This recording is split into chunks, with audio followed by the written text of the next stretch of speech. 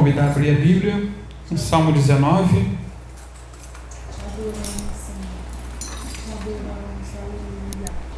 Diz assim, queridos, Salmo 19.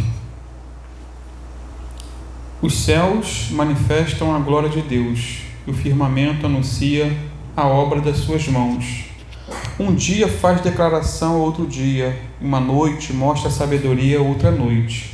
Sem linguagem, sem fala, ouvem-se as suas vozes, em toda a extensão da terra, e as suas palavras até o fim do mundo.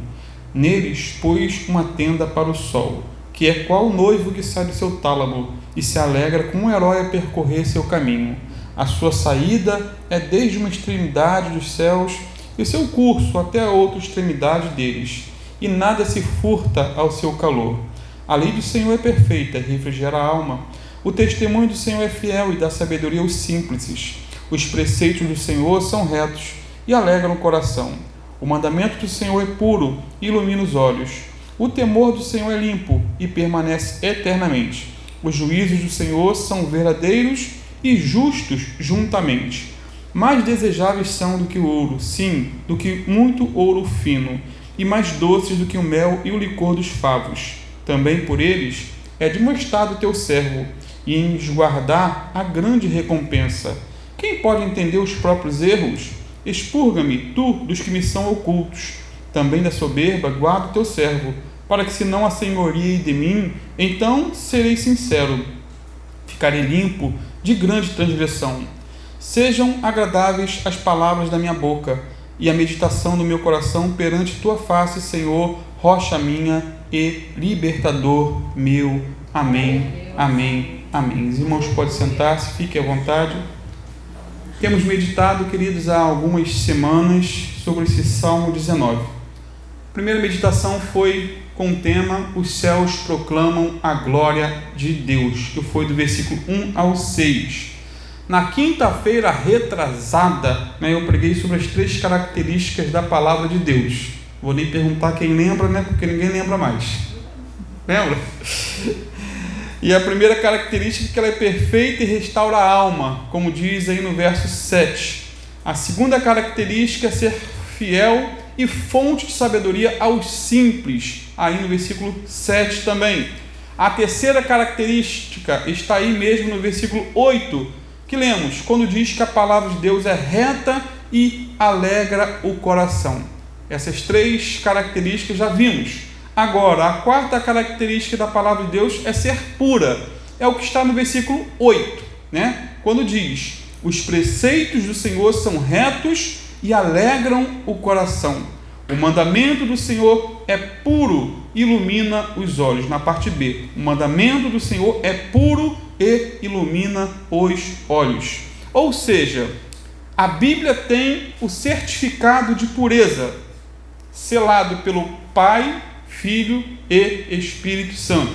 A Bíblia, queridos, é o único livro do mundo que eu leio despreocupadamente. Eu sei que eu não vou ser enganado por ela. É claro que há pontos difíceis de se entender, mas a Bíblia não leva a mau caminho. Eu leio despreocupadamente. Eu leio sem medo de ingerir veneno, pois ela é pura, limpa e saudável.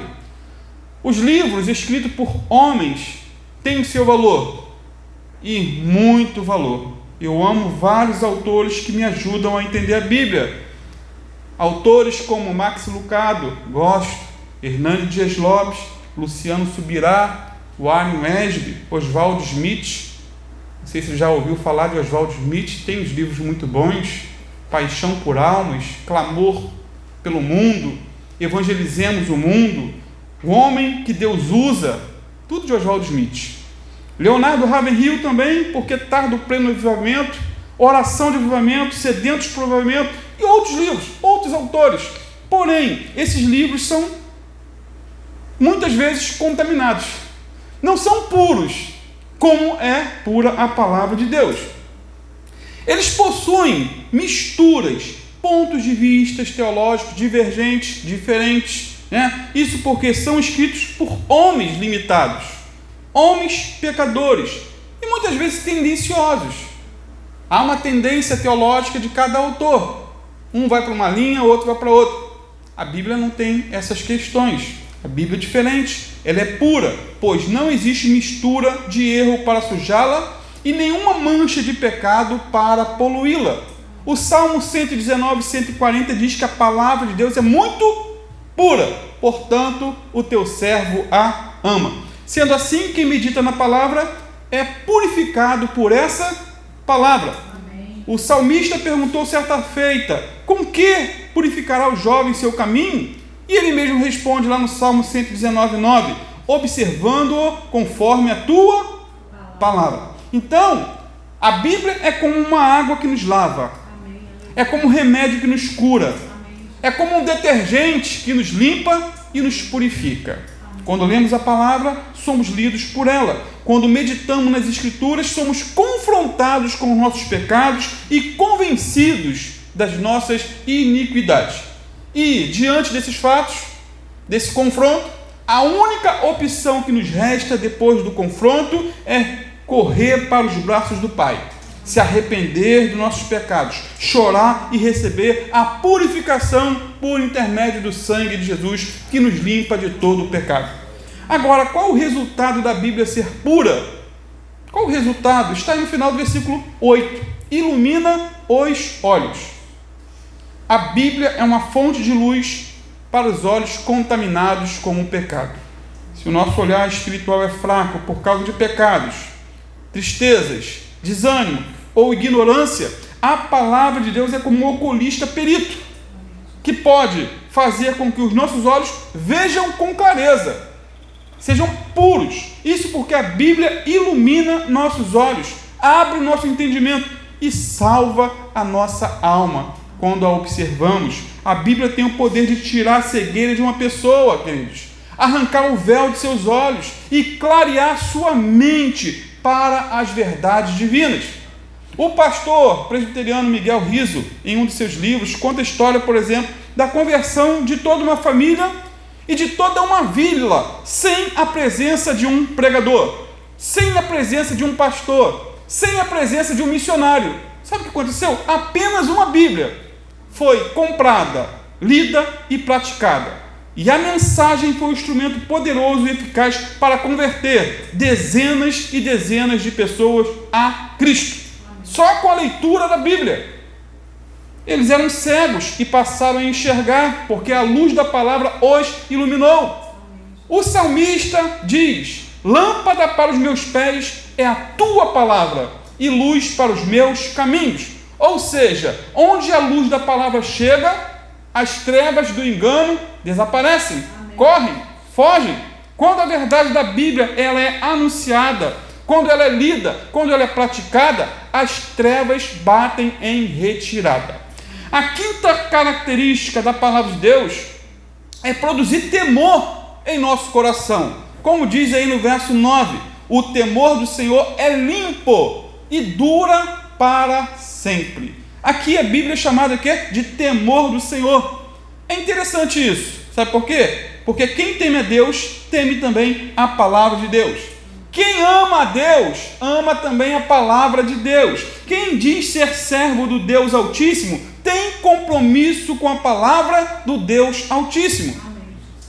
A verdadeira leitura bíblica produz temor em nosso coração. Ou deveria produzir. Sempre que meditamos na palavra de Deus com reverência, com respeito, com o desejo de conhecer mais e mais a Deus, nosso coração teme e treme. É claro que muitos vão para a Bíblia para procurar erro, vão para questionar, duvidar, mas quando nós vamos para a palavra com a vontade de conhecer a fundo, conhecer o Deus da palavra, nosso coração teme e treme. Isaías 66, 2 diz: não foram as minhas mãos que fizeram todas essas coisas e por isso vieram existir? Pergunta o Senhor. A este eu estimo, ao humilde e contrito de espírito, que treme diante da minha palavra. Provérbios diz que o temor do Senhor é o princípio de toda a sabedoria. Então temer a Deus é viver de acordo com a sua palavra. É viver na sua presença, governado pela palavra, ciente que no juízo teremos que prestar contas a Deus por aquilo que aprendemos na sua palavra.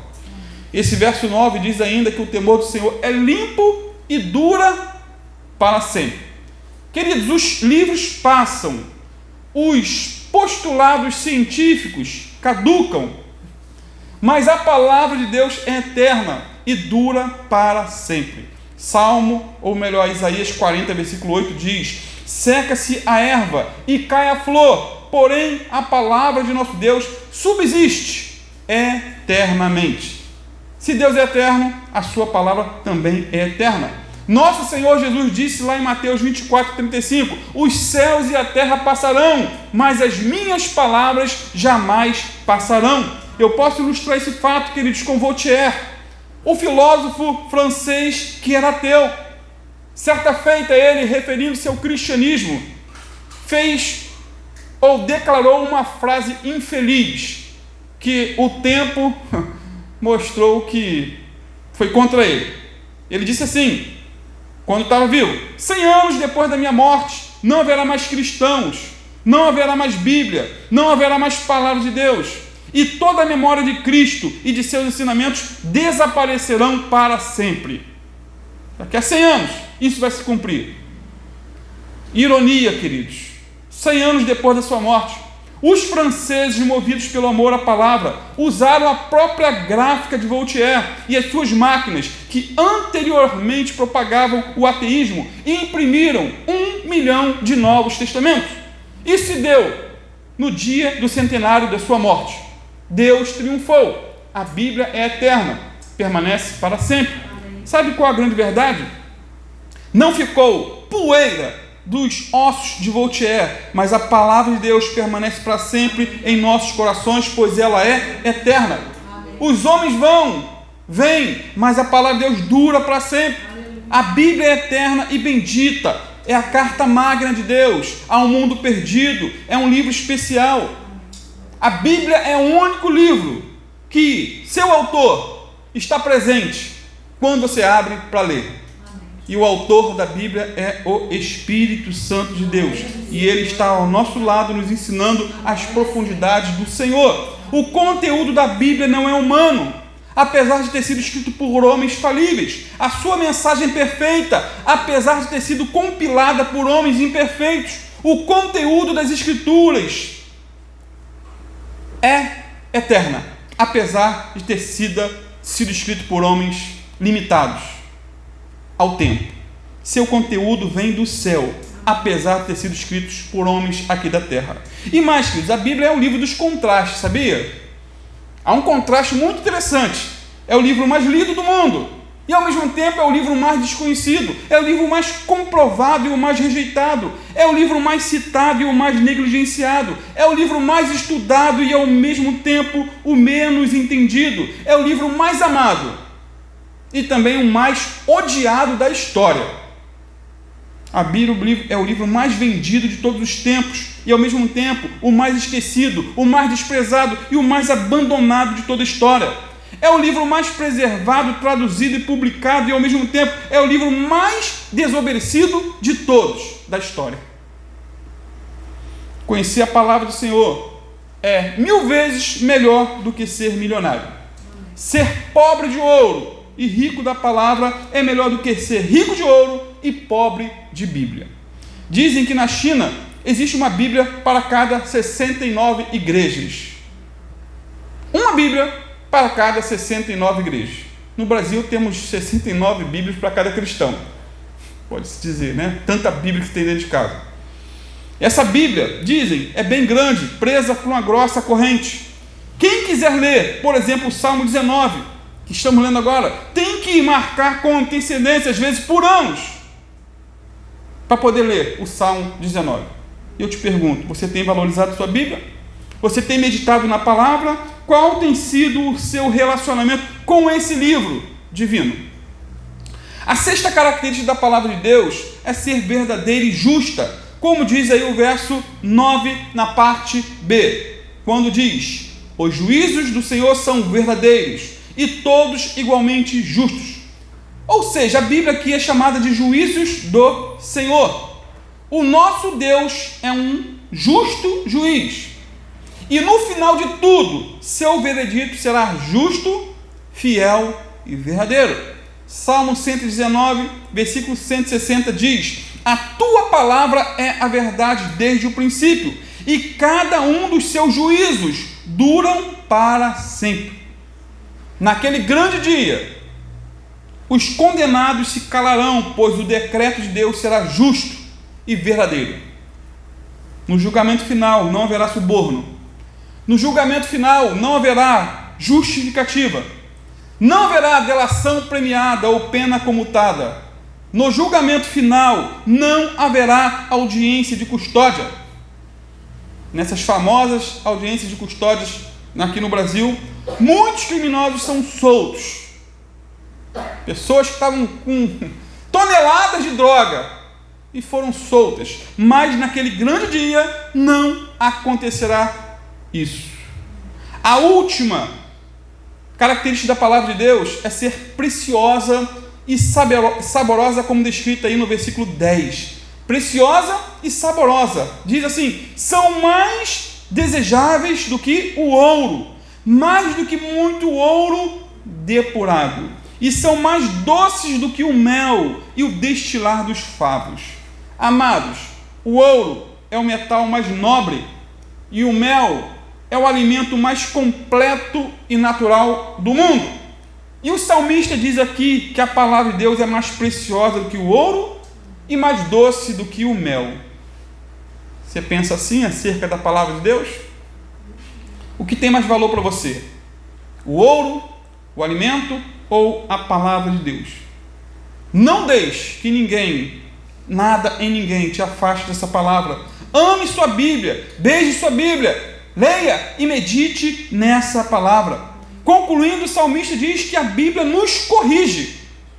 Nos corrige. Diz assim, além disso, por eles, por todo o conteúdo da Bíblia, se admoesta o teu servo.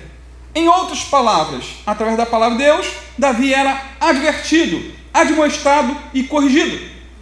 Queridos, a Bíblia, ela nos corrige, nos molda, nos disciplina. Literalmente, quando o nosso coração é humilde, não questionamos os ensinamentos da palavra, não duvidamos dos textos inspirados. Aquele que tem um coração humilde ama a repreensão, a correção, a advertência. Ele vibra quando é açoitado e vasculhado em seu interior pela palavra, ou às vezes pela pregação da palavra. Ele não fica com raiva do pregador, ele louva a Deus porque o pregador está expondo a palavra.